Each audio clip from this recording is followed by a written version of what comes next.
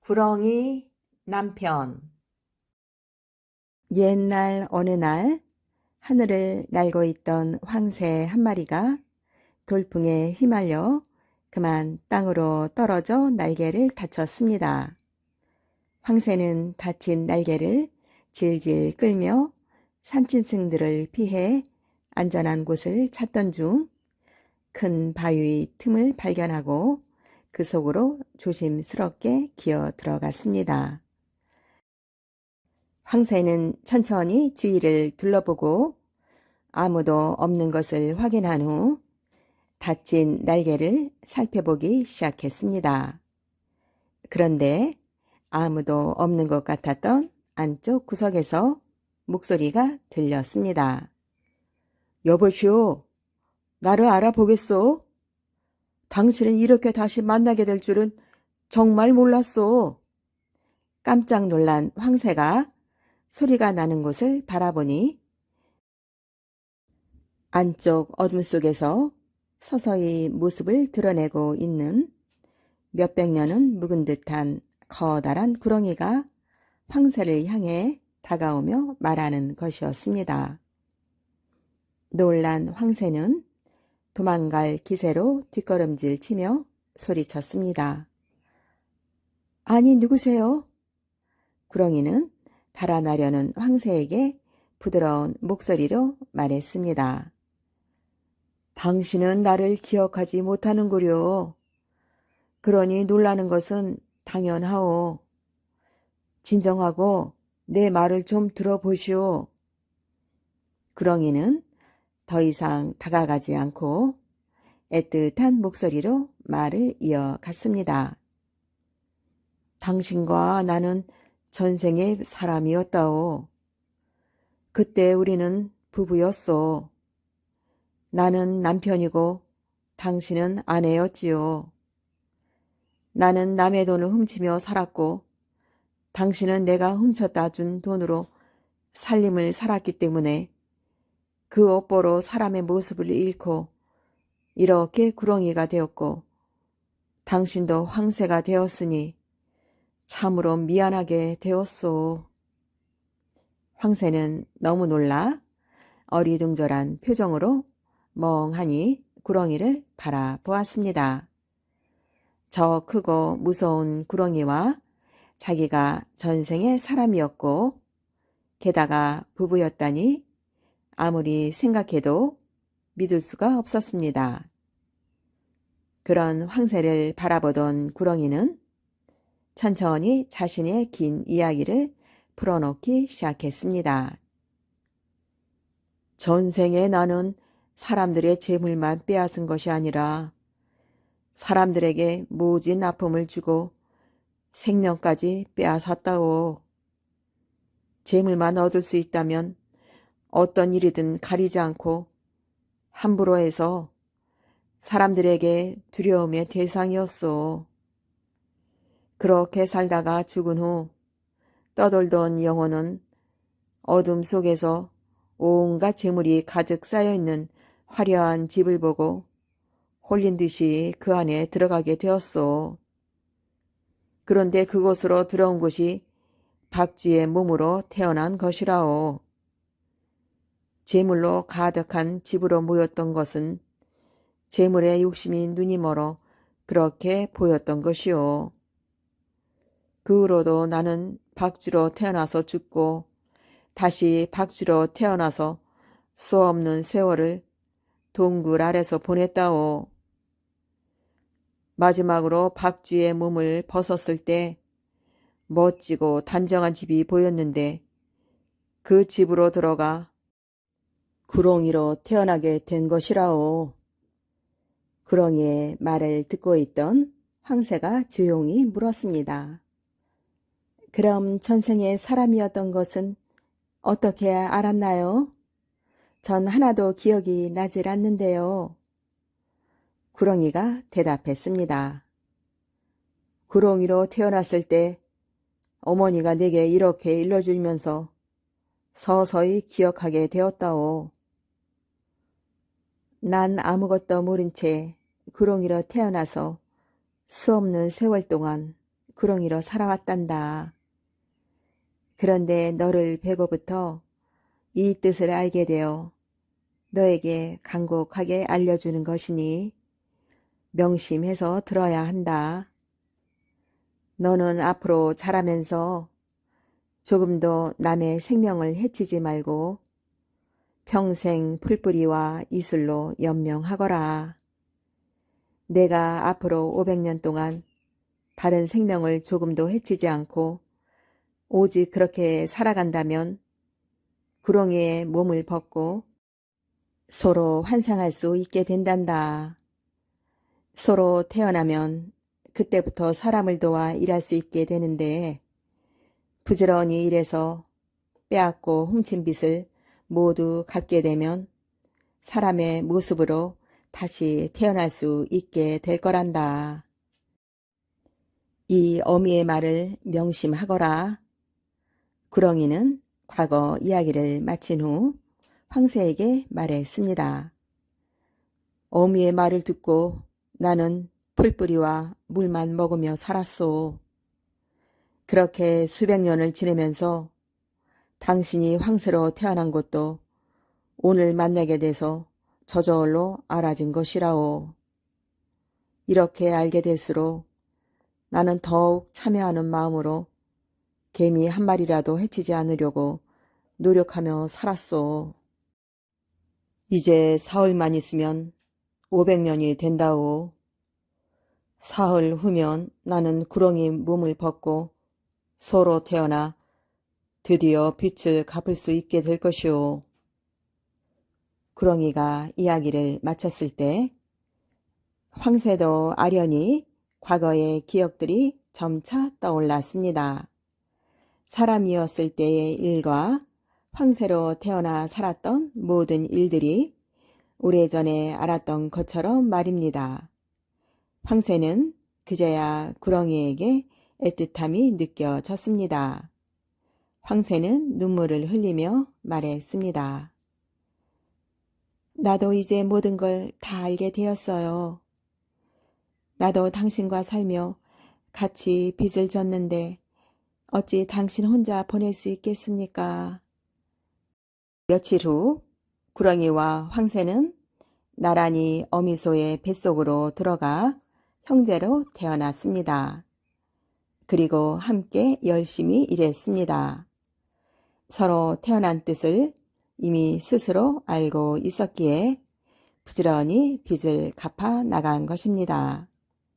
그렇게 서로 한 생을 보낸 후 둘은 소의 몸을 벗고 마침내 사람으로 다시 태어났습니다. 그리고 부처님의 제자가 되어 열심히 정진하여 인간 세상의 굴레에서 벗어나게 되었다고 합니다.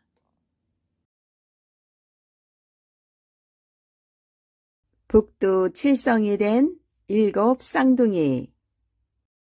옛날 옛적 하늘나라 칠성인과 땅나라 옥녀 부인이 부부가 되어 살았어요. 그런데 혼인한 지 10년이 지나도록 아기를 못 낳았지요. 남들은 딸 낳고 아들 낳고 잘도 낳는데 우리는 아직 자식이 없으니 신랑님께 공이라도 드려봅시다. 부부는 뒤뜰에 단을 쌓고 공을 들였어요. 공 들인 지 석 달 열흘째 되는 날 옥녀 부인이 꿈을 꾸니 하늘에서 별 7개가 차례로 떨어지더래요.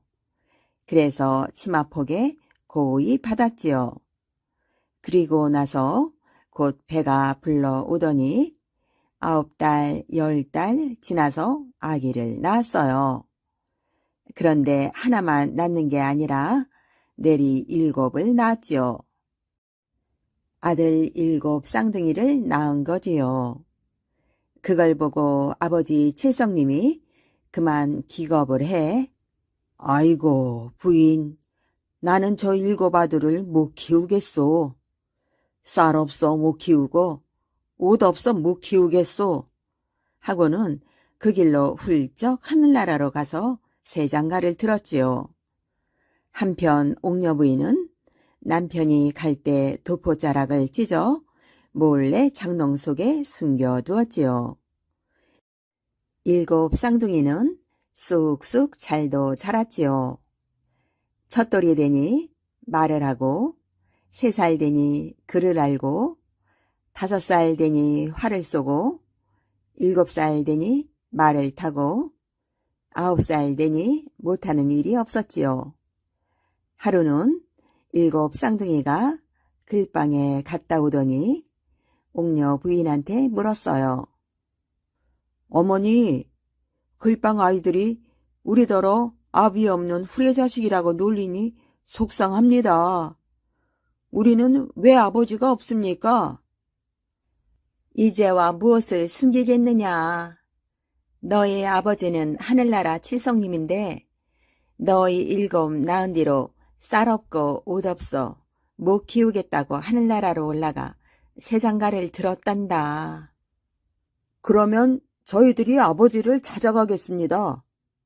옥녀 부인은 7 아들에게 바지 저고리 7벌, 버선과 미트리 7켤레를 마련해 주었어요. 그리고 나서 장롱 속에 숨겨둔 도포 조각도 꺼내 주었어요. 아버지를 만나거든 이것을 보여드려라. 7 쌍둥이는 도포 조각을 품에 넣고 어머니한테 하직 인사를 드리고 나서 그 길로 하늘나라로 올라갔어요. 하늘나라로 올라가 만나는 사람마다 붙잡고 물었지요. 땅나라 옥녀 부인에게 장가 들었다가 7 쌍둥이 낳았다고 하늘나라로 올라와 새 장가든 칠성님은 어디에 삽니까? 그렇게 몇 날 며칠 묵고 다니니 누가 가르쳐 주더래요. 저기 보이는 커다란 기와집이 칠성님 집이란다. 그 기와집을 찾아가 대문 밖에서 기다렸어요. 밥 얻으러 온 줄 알고 밥을 갖다 주었지요. 그래도 안 받았지요. 돈 얻으러 온 줄 알고 돈을 갖다 줬어요. 안 받았지요. 그걸 보고 일꾼들이 칠성님께 일렀어요. 밖에 웬 7 아이들이 와 있는데 밥을 줘도 싫다, 옷을 줘도 싫다, 돈을 줘도 싫다 합니다. 그 아이들을 이리 데려오너라. 집으로 들어가니 칠성님이 물었어요. 너희들은 어디 사는 누구인데 내 집에 왔느냐? 저희들은 땅나라에 사는 7 쌍둥이로 칠성님과 옥녀 부인의 아들입니다. 너희들이 내 자식인 걸 어찌 믿겠느냐? 이것을 맞춰보십시오. 품속에서 도포 조각을 꺼내 칠성님께 주었어요. 칠성님이 자기도 도포자락 찢어진 곳에 대어보니 꼭 들어 맞았지요. 너희들이 내 아들이 틀림없구나. 반갑게 맞아들여 함께 살았지요. 7 쌍둥이는 칠성님 사랑을 한몸에 받으며 지냈어요. 맛난 음식 먹고 좋은 옷 입으며 뒤뜰 독서당에 독선생 모셔놓고 글공부를 했지요. 모두가 하나를 가리키면 열을 알았어요. 어른이고 아이고 따라올 사람이 없었지요. 그 덕에 아버지 사랑은 날이 갈수록 깊어만 갔지요. 그것을 본 후실 부인이 우라병이 나서 밤낮으로 끙끙 앓았어요. 하루는 칠성님이 와서 보고 물었지요. 부인, 이게 웬일이요? 약을 지어오리까? 의원을 불러오리까? 약도 의원도 필요 없으니 건너마을 점쟁이한테 가서 접이나 쳐보시오. 칠성님이 채비를 하는 동안 후실 부인이 먼저 점쟁이를 찾아가 구슬렸어요. 칠성님이 점 보러 오거든. 다른 말은 말고 땅나라에서 온 7인간을 없애야 병이 낫는다고 하게. 나는 그런 점은 못 치겠소. 후실 부인이 가지고 간 황금 백금을 내놓으며 여러 번 구슬리니 점쟁이도 그만 홀딱 넘어가 버렸어요. 그날 저녁 칠성님이 점쟁이를 찾아가 물으니 마른 하늘에 날벼락 같은 소리를 하네요. 그 병에는 굿도 경도 소용없습니다. 땅나라에서 온 인간을 없애야 병이 낫습니다. 칠성님이 집으로 돌아오면서 혼잣말을 했어요. 어이구, 이 일을 어쩔 거나. 아들을 살리자니 아내가 죽고 아내를 살리자니 아들이 죽는구나. 마침 7 아들이 마중을 나갔다가 그 소리를 들었어요. 아버지, 걱정 마십시오. 우리가 없어져서 새 어머니를 살리겠습니다. 7 쌍둥이는 그 길로 집을 나가 깊은 산속으로 들어갔지요. 산속에 들어가서 먹을 것이 있나 잘 곳이 있나 죽기만을 기다리는데 어디서 사슴 7마리가 와서 먹을 것도 물어다 주고 따뜻이 품어 주었어요. 그 덕분에 죽지 않고 목숨을 이어갔지요. 7 쌍둥이가 집을 나가고 3년이 지난 뒤 후실 부인은 아이들이 다 죽었겠지 생각하고 자리에서 일어났어요. 이제 내 병이 다 나았으니 7 아들 한이라도 풀게 씻긴 것이나 해보자. 그때 한 나무꾼이 산속에 들어가 나무를 하면서 혼잣말로 흥얼거렸어요. 불쌍하다 칠성님네 7 아들, 새 아들 살리려고 집을 나가더니 죽었는가 살았는가. 새어머니는 병이 나 씻긴 굿 한다는데 살았으면 몸이 가고 죽었으면 넋이라도 가서 보자. 7 쌍둥이가 그 말을 듣고 당장 집으로 달려갔지요. 집 나간 7 아들, 새어머니 병에 다 나았다기에 돌아왔습니다.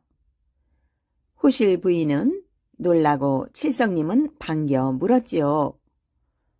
너희들이 사람이냐 귀신이냐? 사람이거든 손가락에 피를 내어 물에 넣어보아라. 쟁반에 물을 떠놓고 7 아들이 손가락에 피를 내어 떨어뜨리니 잘 섞였어요. 칠성님도 손가락에 피를 내어 떨어뜨려 보니 한데 잘 섞였지요. 너희들이 사람임에 틀림없고 내 아들이 틀림없구나. 후실 부인은 그 모습을 보고 분하여 팔짝팔짝 뛰다가 그만 개구리가 되었어요. 개구리가 돼서도 분을 못 이기고 제풀에 꾸불텅꾸불텅 하다가 그만 뱀이 됐어요. 뱀이 돼서도 속이 안 풀려 땅에 몸을 대고 비비적 대다가 그만 두더지가 되고 말았어요. 7 쌍둥이는 그 길로 어머니 옥녀 부인을 찾아 땅나라로 갔어요. 그런데 이게 웬일이에요? 옥녀 부인은 아들, 남편 기다리다 지쳐 연못에 몸을 던져 죽고 말았답니다. 7 아들은 연못가에서 어머니를 부르며 슬피 울었어요. 이래 밤낮을 울자 물속에서 푸른 옷 입은 용궁 청지기가 나왔어요. 너희들은 무슨 일로 그리 슬피 우느냐? 저희가 늦게 돌아온 탓에 어머니가 연못에 몸을 던져 돌아가셨습니다. 그래서 어머니가 보고 싶어 웁니다. 청지기가 허락하여 물속으로 들어가니 어머니가 살아생전 모습 그대로 연못 바닥에 누워 있었어요. 7 쌍둥이가 어머니 곁에 앉아 일의 밤낮을 빌자 환생꽃 5송이가 너울너울 물속으로 떨어졌어요.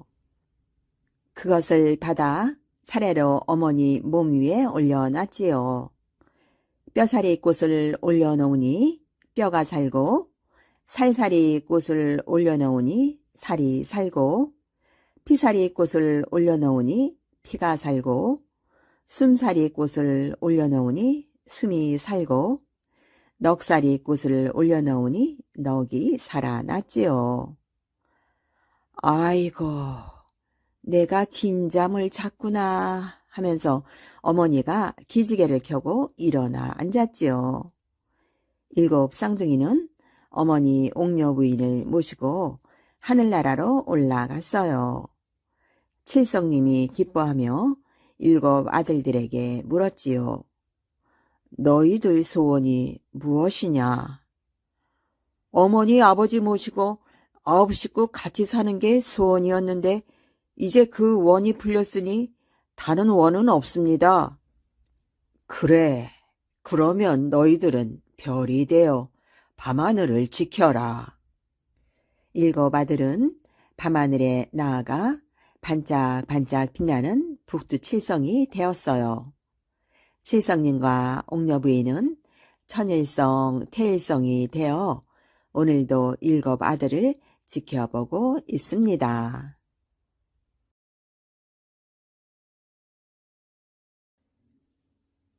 효자가 된 아들. 옛날 깊은 산골 외딴집에 한 부부가 살았어요.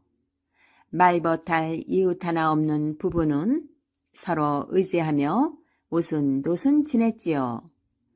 그런데 부부에게는 한 가지 걱정이 있었어요. 아직까지 자식이 없었거든요. 검은 머리 희끗희끗 서리가 내리도록 품 안에 자식이 없었습니다. 저희들 불쌍히 여겨 자식 하나만 내려주십시오. 부부는 새벽마다 맑은 샘물을 떠놓고 빌고 또 빌었어요. 이런 부부의 정성에 하늘도 감동했는지 마침내 두꺼비 같은 아들을 얻었지요. 귀하게 얻은 자식이라 이름도 기동이라 지었어요. 부부는 있는 정성 없는 정성을 다해 기동이를 키웠지요. 불면 꺼질까, 지면 터질까, 안아주고 업어주고 만난 것이 생기면 기동이 입에 먼저 넣어 주었지요. 추우면 따뜻한 자리, 더우면 서늘한 자리 골라 눕힐 정도였어요. 부부는 기동이가 하도 귀여워 곧잘 장난을 쳤지요. 기동아, 어머니 때려라. 기동이는 아장아장 걸어가 단풍잎 같은 손바닥으로 찰싹 어머니 뺨을 때렸지요. 아이고, 아야야야. 어머니가 일부러 우는 채 하면 기동이는 재미가 나 까르르 웃었지요. 아버지도 좋아서 하하 웃고 어머니도 귀엽다고 호호 웃었지요. 기동아, 가서 아버지 때려라. 기동이는 아버지한테 배틀배틀 걸어가 밤톨 같은 주먹으로 꽁 때렸지요. 아이고, 나 죽네. 아이고, 아파라. 아버지가 짐짓 쓰러져 뒹구는 채 하면 귀동이는 신이나 까르르 웃었어요. 어머니도 좋아서 호호 웃고 아버지도 귀엽다고 하하 웃었지요. 장마 뒤에 오이 자라듯 귀동이는 무럭무럭 자랐어요. 그런데 덩치는 다 자란 어른이었지만 속은 때때옷 입었던 어릴 적 그대로였지요. 만난 것은 저부터 먹고 좋은 옷도 저 먼저 입었어요. 겨울 아랫목도 여름 윗목도 다 제 차지였지요. 3살적 버릇이 80까지 간다고 14살을 먹었어도 부모 때리는 버릇은 여전했지요. 기분이 좋아도 때리고 뭐가 좀 못마땅해도 때렸어요. 소뚜껑 같은 손바닥으로 어머니를 철썩, 바위 같은 주먹으로 아버지를 퍽. 아침에 일어나서 때리는 건 잘 주무셨습니까? 라는 인사고, 일 나갔다 돌아와서 때리는 건 잘 다녀왔습니다. 라는 인사였어요. 아이고, 이를 어째? 덩치가 산만한 녀석이 늙은 부모를 때리니 어디 견뎌내겠어요? 아이고, 이제 그만 때려라. 아파 죽겠다. 부부가 아프다고 해도 귀덩이는 꿈쩍도 안 했어요. 장난으로 그러는 줄로만 알았지요. 보고 배울 이웃도 없고 잘못한다고 충고해줄 친구도 없으니 부모가 아무리 말해도 기동이는 제 잘못을 모를 수밖에 없었어요. 여보, 우리가 자식을 잘못 키웠네요. 부부는 후회했지만 어쩔 수 없었어요. 아이고, 이를 어쩌노. 어느 날 뉘엿뉘엿 해가 넘어가는데 나그네 하나가 찾아왔어요. 날이 어두워서 그러니 하룻밤 묵어갈 수 있겠습니까? 그런데 부부가 가만 생각해보니 참 난처한 거예요. 다 큰 자식이 부모를 때리는데 창피해서 어떻게 손님을 드리겠어요. 죄송합니다만 재워드릴 수가 없겠습니다. 헛간이든 처마미시든 밤의 수만 좀 피하게 해주십시오. 나그네가 간곡하게 사정을 해 부부는 하는 수 없이 손님을 맞아들였지요. 잠시 후 나무하러 간 귀덩이가 돌아왔어요. 마당에서 쿵 하고 나무찜 내리는 소리가 들리자 부부는 하얗게 질려 벌벌벌 떨기 시작했지요. 곧 무쇠 같은 주먹으로 맞게 생겼으니 무서워서 말이지요. 아니나 다를까 귀덩이는 방에 들어오자마자 다짜고짜 부부를 때렸어요. 아이쿠, 그만 때려라. 외쳤지만 귀덩이는 눈 하나 깜짝하지 않았어요. 손님은 그 모습을 보고 기가 막혔어요. 세상에 뭐 이런 일이 다 있나 싶었지요. 아니, 대체 어찌 된 일입니까? 자식이 부모를 때리다니. 부모는 한숨을 쉬면서 지난 이야기를 했어요. 이게 다 제 손으로 제 눈 찌른 거지요.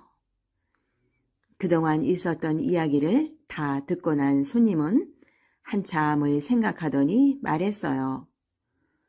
저 아이를 제가 잠시 데려가겠습니다. 며칠 저희 집에 데리고 있다가 곧 돌려보내지요. 알고 보니 이 손님이 바로 강효자라고 아랫마을에서 소문난 효자였던 거예요. 부부는 얼른 그러라고 했어요. 강효자는 집에 들어서자마자 늙은 어머니가 있는 방으로 들어갔지요. 이제 어머니를 때리려는 모양이군. 귀동이는 이렇게 생각하고 언제 때리나 기다리고 있었어요. 그런데 강효자는 넙죽 엎드려 절을 하네요. 어머니, 소자 다녀왔습니다. 그동안 불편한 데 없이 잘 계셨는지요? 귀덩이는 어리둥절했지요. 점심때가 되었어요. 그런데 맛있는 고기 반찬은 강여자의 어머니 밥상에만 있는 거예요. 게다가 강여자는 밥을 먹기는커녕 밥상머리에 꿇어앉아 어머니 숟가락에 반찬을 놓아드리고 있었지요. 귀덩이는 참 이상하다고 생각했어요. 한참 동안 지켜보았지만 어머니 때리는 것을 한 번도 보지 못했거든요. 다음 날 날이 밝자 강여자는 일을 하러 들에 나가고 강여자의 아내도 보리방아를 찌우러 나갔어요. 집에는 강여자의 어머니와 어린 딸 기동이만 남아 있었지요. 그런데 강여자의 어머니가 심심했는지 마루에 나와 앉아 있다가 옆에 놓인 참기름 단지를 보았어요. 아이고, 여태 요강을 그대로 두었노. 호박밭에 갖다 부어야겠구먼. 눈도 어둡고 코도 막혀 참기름 단지를 요강 단지인 줄 알았던 거예요. 그때 강여자의 어린 딸이 할머니가 참기름 단지를 들고 밭으로 가는 걸 보고 깜짝 놀랐어요. 그때 강여자의 어린 딸이 할머니의 참기름 단지를 들고 밭으로 가는 걸 보고 깜짝 놀랐어요. 이제 저 늙은이가 매를 맞겠구나 하고 기동이는 당연히 매를 맞겠거니 생각을 했지요. 할머니, 그거 저 주세요. 제가 갖다 부을게요. 어린 딸은 말리기는커녕 얼른 단지를 받아 들더니 호박밭에 쏟아 붓는 거예요. 이 모습을 본 귀동이는 얼떨떨하기만 했지요. 오광이 아니라고 말하고 다시 가져와야 옳지. 귀한 참기름을 호박밭에 다 부어버리다니. 이제 큰일 났다. 저 늙은이랑 딸이랑 둘 다 얻어맞겠는걸. 귀동이는 고개를 설레설레 저었어요.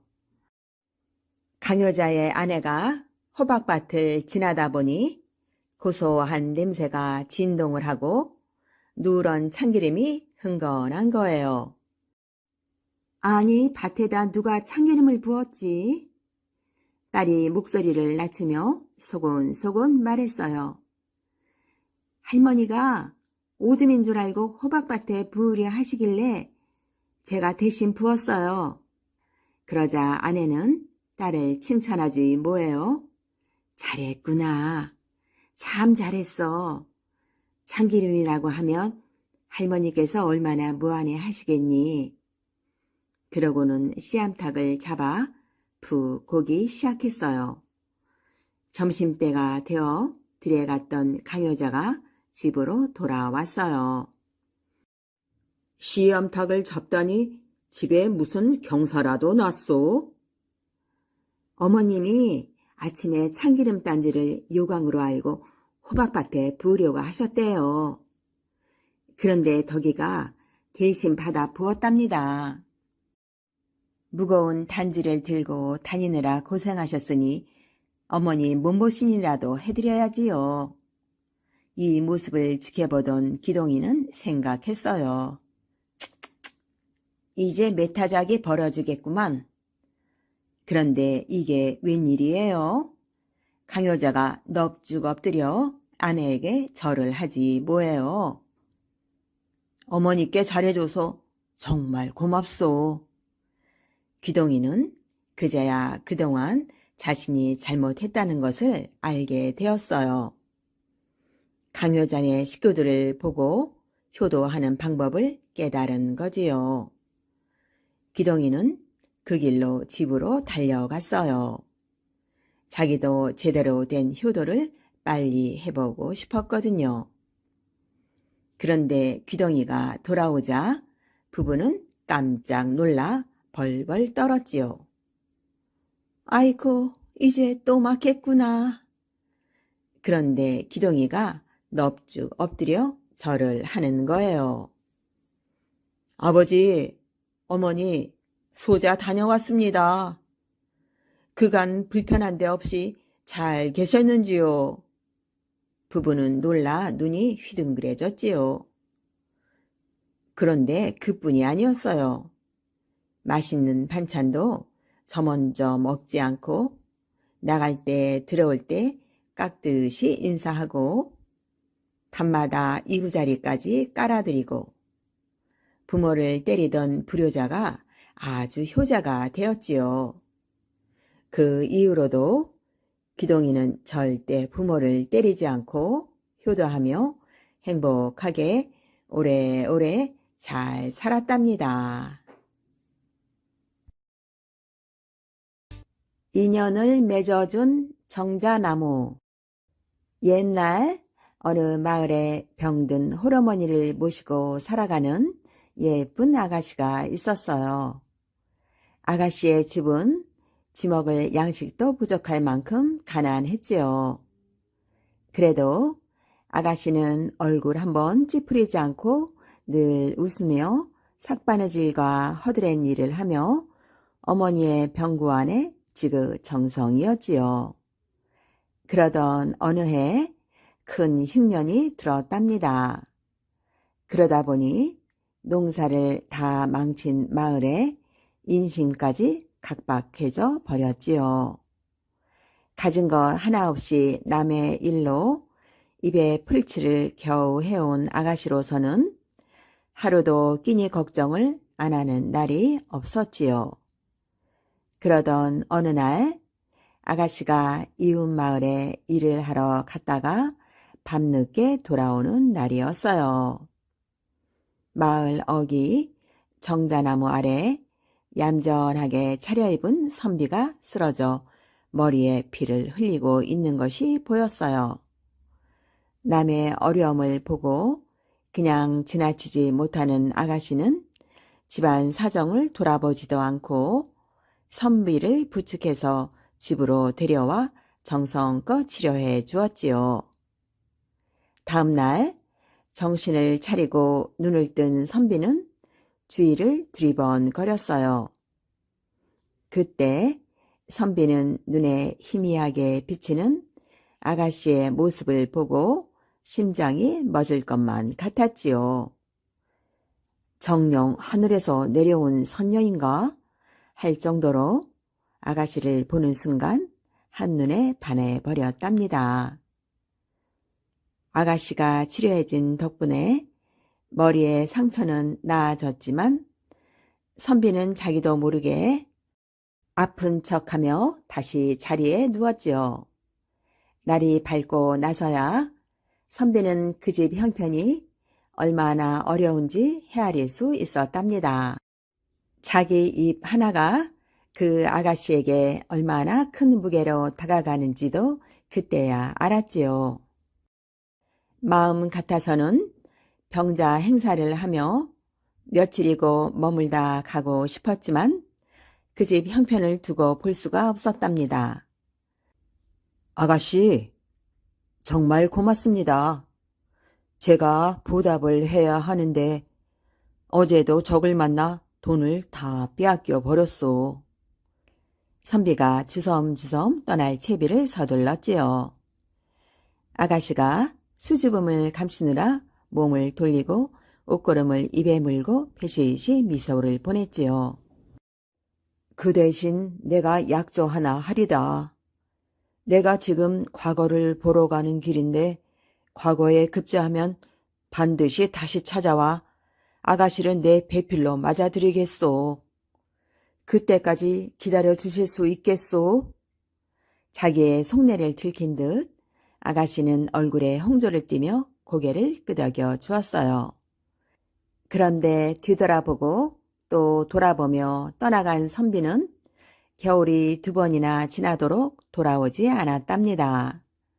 아가씨는 힘들 때마다 선비를 만났던 정자나무 아래로 가서 꼭 돌아오실 거라 믿고 그리움을 달래곤 했지요.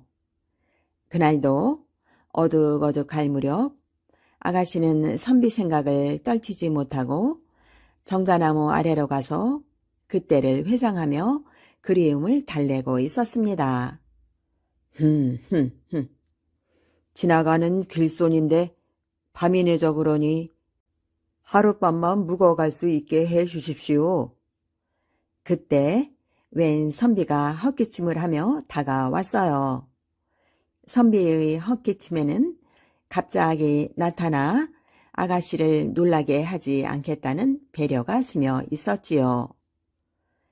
사정은 딱 하나, 병든 노모와 저밖에 없어 선비님을 재워드릴 수 없습니다. 다른 집을 알아보시지요. 아니, 이 밤중에 어디를 간단 말이오. 그러지 말고 하룻밤만 재워주시오. 네, 이렇게 간곡하게 부탁드리리다. 선비가 두 손을 모으며 머리를 조아렸어요. 어찌 여자들만 있는 집에 외간 남자를 들일 수 있겠습니까? 절대로 아니 될 일입니다. 보아하니 아직 혼인을 한 것 같지도 않은데 어머님도 계시고 나그네에게 하룻밤 이슬을 피할 수 있게 해주는 것이 뭐가 그리 어렵단 말이오. 아무리 배운 것 없이 구차하게 살고 있는 미천한 계집이지만 서방님도 안 계시는 집에 함부로 남정네를 들일 수는 없는 일이지요. 서방님이란 말을 들은 선비가 화들짝 놀랐어요. 아가씨는 아직 머리도 틀지 않았으면서 무슨 서방님이 있단 말이오. 비록 머리는 올리지 않았으나 제 마음은 이미 임자가 있는 몸입니다. 제 서방님께서 과거를 보러 가시면서 꼭 돌아오시겠다고 약조를 하셨고 저 또한 기다리겠다고 약조를 했으니 전 이미 혼인한 사람이나 다름이 없습니다. 그런데 제가 어찌 외간 남자를 저희 집에 잠깐이나마 들일 수 있겠습니까? 그 말에 선비는 가슴이 뭉클해졌어요. 자신이 약조를 하고 떠났지만 그 아가씨가 믿고 기다려줄 건지에 대해서는 반신반의하고 있었기 때문이었지요. 아가씨 말을 듣고 선비는 그동안 연락 한번 하지 않고 마냥 기다리게 했던 자신이 부끄러워졌어요. 급한 마음에 선비가 아가씨 손을 덥석 잡았지요. 놓으시오. 점잖은 선비께서 이게 무슨 짓입니까? 손을 뿌리치며 아가씨가 소리를 질렀어요. 아가씨, 나요. 자세히 잘 보시오. 과거에 급제하면 돌아오겠다던 바로 그 사람이란 말이오. 그때서야 아가씨는 선비의 얼굴을 자세히 들여다보았지요. 한 번 보고 두 번 보고 아무리 봐도 꿈에 그리던 선비의 얼굴이었지요. 천생연분으로 만난 선비와 아가씨의 백년해로는 두말할 나위 없이 행복했답니다. 그 이야기가 멀리까지 전해지고부터 선비와 아가씨가 처음 만난 그 마을어기 정자나무에게 좋은 곳으로 시집가게 해달라고 빌면 좋은 신랑감을 만난다는 소문이 나서 관연한 처녀들의 기도가 늘 끊이지 않았다고 합니다. 우렁이 각시. 옛날에 어떤 젊은이가 혼자 살았어요. 혼자 밥 먹고 혼자 잠자고 혼자 농사 지으며 외롭게 살았어요. 하루는 이 젊은이가 논을 갈면서 이 논을 갈아서 누구랑 먹고 사나 혼자 심심해서 중얼거렸는데 나랑 먹고 살지 누구랑 먹고 살아요? 대뜸 이런 소리가 들려왔어요. 깜짝 놀라 사방을 둘러봐도 아무도 없기에 한 번 더 말해봤어요. 이 논을 갈아서 누구랑 먹고 사나? 나랑 먹고 살지 누구랑 먹고 살아요? 이 논을 갈아서 누구랑 먹고 사나? 나랑 먹고 살지 누구랑 먹고 살아요? 이렇게 자꾸 주고받으며 소리나는 쪽을 가만히 들여다보니 글쎄 밤톨만한 우렁이가 빤히 쳐다보고 있었어요. 야, 진짜로 얘가 말을 했나? 하도 신기해서 우렁이를 집으로 가져와 물동이 속에다가 잘 넣어 두었어요. 이튿날 젊은이가 들에 나가서 종일 일을 하고 돌아왔는데 밥에 국에 반찬에 먹음직스러운 밥상이 마루 위에 떡하니 차려져 있었어요. 아니, 이걸 누가 차려놓았지? 젊은이는 놀랐지만 배가 고파 맛나게 먹었어요. 그런데 그 다음 날도 날마다 밥상이 차려져 있는 거예요. 야, 이거 맛난 밥을 편히 먹으니 좋긴 좋은데 도대체 누가 차려주는지 알고나 먹어야겠다. 그래서 하루는 일을 하다 말고 일찍 집으로 와서 슬그머니 부엌을 들여다봤어요. 그랬더니 물동이 속에서 웬 예쁜 각시가 나오지 뭐예요? 누군가 했더니 당신이었구려. 젊은이는 얼른 뛰어들어가 예쁜 각시 손목을 꼭 부여잡았어요. 나랑 같이 삽시다. 우렁이 각시. 그리해서 젊은이는 이제 우렁이 각시와 함께 살게 되었어요.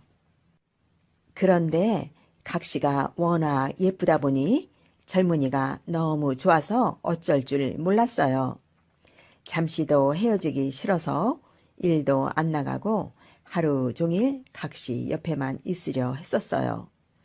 각시가 이래선 안 되지 싶어 자기 얼굴 그림을 한 장 그려 젊은이에게 주었지요. 들에 나가 일을 하다가 제가 보고 싶으면 이 그림을 보세요. 젊은이는 그림을 갖고 나가 나뭇가지에 걸어놓고 그림을 보며 틈틈이 열심히 일을 했어요.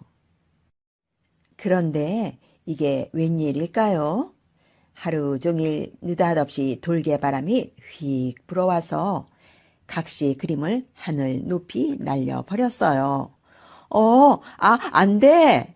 젊은이는 허겁지겁 그림을 쫓아갔어요. 가다 보니 임금이 사는 궁궐 안으로 각시 그림이 툭 떨어졌어요. 들어가 보니 임금이 그림을 펼쳐놓고 뚫어져라 들여다보고 있는 거예요. 제 각시 그림입니다요. 돌려주십시오. 젊은이가 사정을 하자 임금이 대꾸했어요. 돌려줘야지. 한데 나하고 내기를 하자꾸나. 내기라니요? 나무베개 내기를 하는 거야. 산에 있는 나무를 누가 많이 베는지 내가 이기면 돈 만냥을 줄 테니 내가 이기면 내 각시를 내게 다오. 임금은 예쁜 우렁이 각시 그림을 보고 엉큼한 마음을 품었던 거예요. 젊은이는 엉엉 울면서 집으로 돌아왔어요. 해보나마나 질 게 뻔했거든요. 왜 그리 우세요, 서방님? 각시가 묻자 젊은이가 사정 얘기를 했어요. 그러자 각시가 가락지 하나를 빼주면서 바닷가로 가서 이걸 바다에 던져보세요. 그러면 무슨 수가 생길 거예요.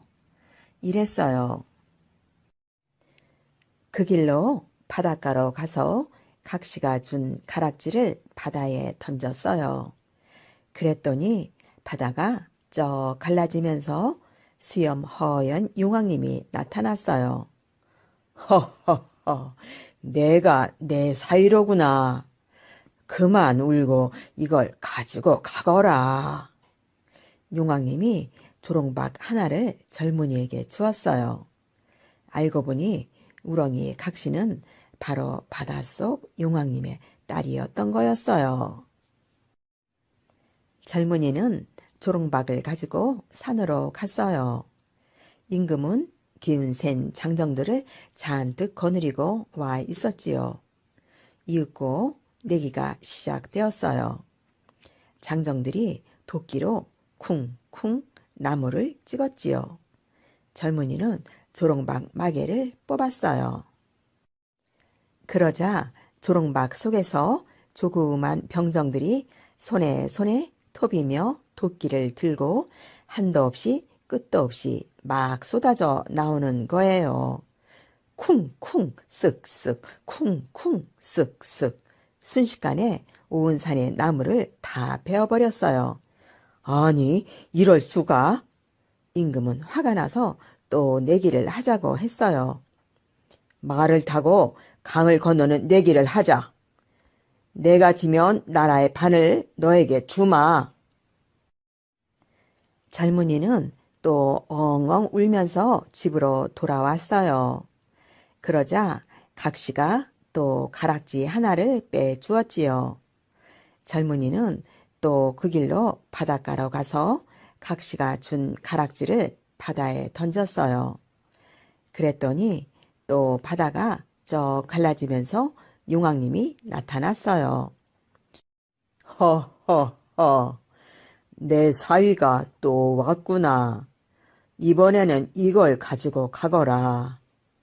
용왕님이 비쩍 마른 당나귀를 총각에게 주었어요. 젊은이는 비쩍 마른 당나귀를 타고 강가로 갔어요. 임금은 늘씬하고 잘생긴 명마를 타고 왔어요. 이윽고 내기가 시작되었지요. 따다닥 따다닥 따닥 따닥 따닥 임금이 탄 명마가 강으로 뛰어들었어요. 강물을 헤치고 아주 잘 달려갔지요. 젊은이는 당나귀 엉덩이를 툭 걷어찼어요. 그러자 당나귀가 벌쩍 뛰더니 그 넓은 강을 그냥 훌쩍 건너버렸어요. 아니, 이럴 수가? 임금은 화가 나서 또 내기를 하자고 했어요. 배를 타고 바다를 건너는 내기를 하자. 내가 지면 이 나라를 몽땅 너에게 주마. 젊은이는 또 엉엉 울면서 집으로 돌아왔어요. 그러자 각시가 또 가락지 하나를 빼주었지요. 젊은이는 또 그 길로 바닷가로 가서 각시가 준 가락지를 바다에 던졌어요. 그랬더니 또 바다가 쩍 갈라지면서 용왕님이 나타났어요. 허허허, 내 사위가 자꾸자꾸 오는구나. 이번에는 이걸 가지고 가거라. 용왕님이 다 낡은 조각배를 젊은이에게 주었지요. 젊은이는 다 낡은 조각배를 타고 내기 장소로 갔어요. 임금은 큰 도시 몇 개나 달린 커다란 배를 타고 왔어요. 이윽고 내기가 시작되었지요. 임금은 돛을 모두 펴고 쏜살같이 바다로 달려나갔어요. 젊은이는 삐걱삐걱 노를 저 쫓아가려 했지요. 그런데 그때였어요. 갑자기 하늘 저 멀리 먹구름이 몰려오고 있었어요. 우르릉 쾅쾅 번개가 치고 비바람이 막 거세게 불고 파도가 산더미처럼 크게 일어서 임금이 탄 배를 확 뒤집어 놓는 거예요. 촥 철썩, 촥 구르릉 쾅쾅, 우르릉 쾅. 그러고 나서 꼭 거짓말같이 바다가 다시 잠잠해졌어요. 임금이랑 큰 배는 어디로 갔는지 보이지도 않았어요. 그러면 젊은이는 어찌 되었을까요? 나라를 몽땅 차지해서 임금이 되었을까요? 아니랍니다. 혹시라도 임금이 헤엄쳐 나와 또 내기를 하자 그럴까봐 얼른 집으로 도망쳐 왔대요.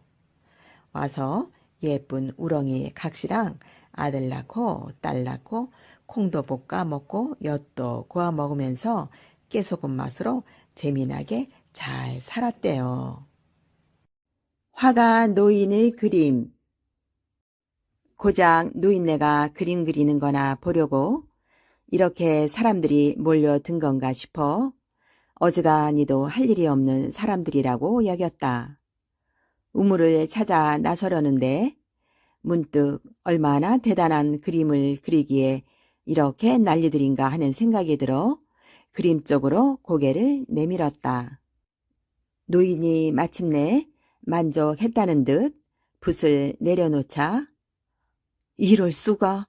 아니 어떻게 이렇게 말도 안 되는 일이? 한 사내가 중얼거리는 소리가 들렸다. 사내는 귀신이라도 본 것처럼 넋이 나간 얼굴로 그림에서 눈을 떼지 못했다. 어떤가? 내 말이 이제야 믿어지나? 노인은 한마디 툭 내뱉었다. 저건 진짜로 복동이 자네 안사람 얼굴 아닌가? 키가 작고 뚱뚱한 남자 하나가 조금 전 넋이 빠진 얼굴로 중얼거린 남자를 돌아보며 말했다. 맞아. 정말 똑같아.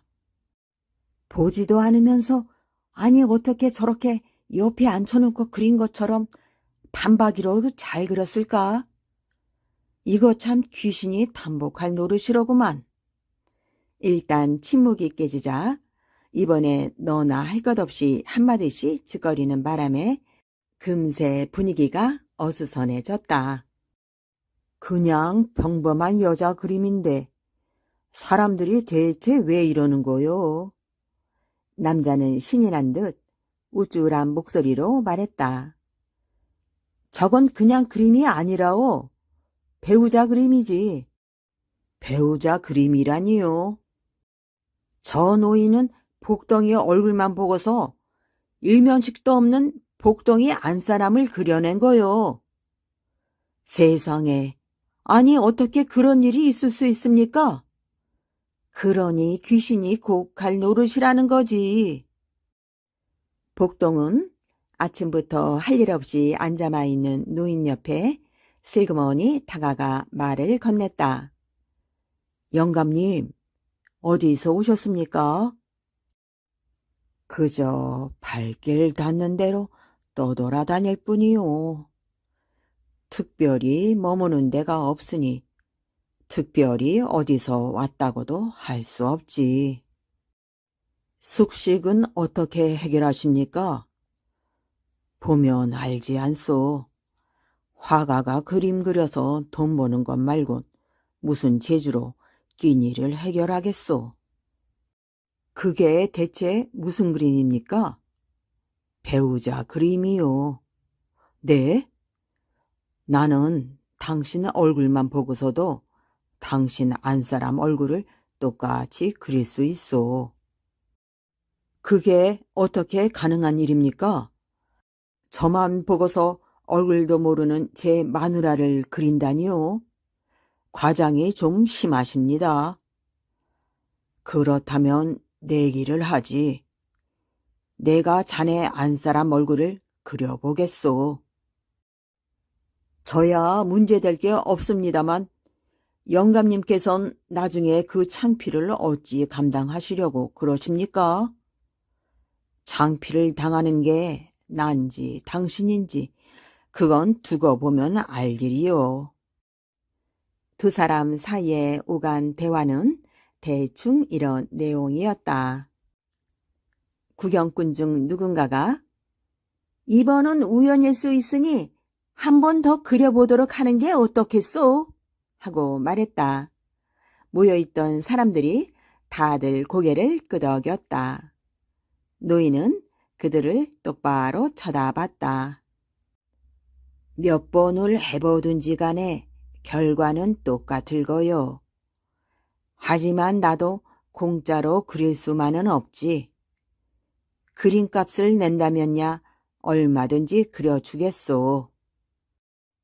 혹시 안사람 말고 서방 얼굴도 가능하신가요? 몸집 작고 얼굴이 누리깨한 여자 한 명이 입을 열었다. 배우자 얼굴이라 했으니 당연히 서방 얼굴도 가능하오. 하지만 내가 당신 남편 얼굴을 제대로 그린다면 아까처럼 돈을 내시오. 여자가 고개를 끄덕였다. 얼마간 시간이 지났을까? 종이 위에 한 남자의 얼굴이 나타났다. 20대 후반쯤 되어 보이는 아직 젊은 남자였다. 여자는 그림을 받아들고서 저도 모르게 숨을 들이켰다. 아니, 이건 똑같네, 똑같아. 생김새만 똑같은 게 아니야. 오른쪽 눈 옆에 세로로 점이 3개 있는 것 같이 똑 닮았구만. 보아하니 내가 그린 게 당신 서방님이 틀림없는 것 같소만. 노인이 여자를 향해 손바닥을 내밀었다. 치마폭에서 동전을 꺼내 손바닥에 올려 놓았다. 영감님, 제 것도 한번 그려주시오. 이번에도 노인의 유려한 손놀림은 변함이 없었다. 노인이 그린 그림에 다시 한번 탄성이 터져 나왔고, 다음은 내 차례라며 실랑이가 벌어지려는 찰나였다. 느닷없이 노인이 뭐하는 건가 의아해 하면서도 자석에 끌려 가는 것 마냥 다들 노인의 그림에 빠져들었다. 그림 속 여인은 아직 앳된 티가 남은 소녀에 가까웠다. 노인은 고개를 들어 방금 전 벼루 옆에 동전을 내려놓은 남자를 쳐다봤다. 이것도 당신 거요. 남자는 이해가 안 된다는 표정이었다. 제 배우자 그림은 방금 전 그려주시지 않았습니까? 그랬지. 하지만 당신은 2명의 배우자를 맞을 운명이요. 아까 그린 건 현재의 배우자, 지금 그린 건 미래의 배우자요. 말문이 막힌 남자 대신 옆에 덩치 큰 연인이 반박했다. 여기 안 사람은 몸도 쌩쌩하고 내외간 금술도 동네에서 둘째가라면 서러워할 정도로 좋은데, 아니 그게 무슨 악담입니까? 그러거나 말거나 노인은 매서운 눈빛으로 사내를 바라봤다. 돈을 마저 내야지. 네? 아까 낸 돈은 처음 그림값이고 2번째 배우자 그림값은 아직 안 내지 않았소. 흥분을 삭히려 애쓰던 남자는 이게 무슨 말 같지도 않은 소리야? 하며 자리를 떴다. 남자는 그런 노인을 멀거니 보다가 한마디 던졌다. 그런데 대체 어떻게 하신 겁니까? 뭘 말이요? 배우자 얼굴을 그려주신 거요. 제일 마지막 그림을 제외하면 다 맞지 않았습니까? 그렇다면 영감님께선 미래를 읽는 능력이 있다는 겁니까? 노인은 잠시 동작을 멈추고 남자를 마주봤다. 미래를 읽는다. 나는 다만 사람의 인연에 대해서만 보는 능력이 있을 뿐, 수많은 인연 가운데서도 남녀 관계로 맺어지는 배우자 운만 보니까 그건 꽤나 성가신 일이요. 근데 왜 성가시다는 거지요? 당신은 자신이 훗날 어떻게 될지 미리 알면 좋을 거라고 생각하오. 미리 알면 미리 대비를 할 수 있으니 좋은 거 아니겠습니까? 노인은 갑자기 표정이 진지해졌다. 그렇지 않다오. 알면서도 아무것도 할 수 없는 무력함은 생각보다 괴로운 일이요. 남자는 입을 다물었다. 노인이 말이 없자 꼬마는 돈 때문이라 생각했는지 제법 맹랑한 소리까지 했다. 저는 돈이 없지만 우리 집은 요 앞에서 밥집을 해요. 어머니한테 식사 한 그릇을 대접하게 해달라고 하고 그걸로 그림값을 대신하면 안 될까요? 그러자 노인이 꼬마를 똑바로 쳐다봤다. 내 그림은 못 그려준다. 꼬마는 시무룩해졌으나 그래도 포기하지 않았다. 왜요?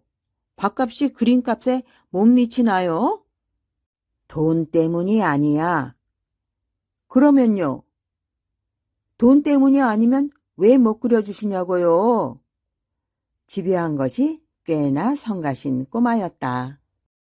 너는 장가를 못 드니까. 네? 때를 쓰던 꼬마는 생각지도 못했던 말에 화들짝 놀란 얼굴이 됐다.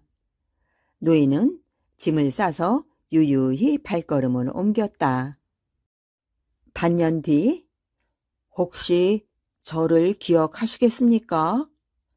기억이 나지 않는 모양이었다. 뉘신지 반년 전이었던 것 같은데 옆 동네에서 이상한 노인이 그림 그리는 것을 함께 구경하지 않았습니까? 남자는 어렴풋이 떠오르는 것 같았다.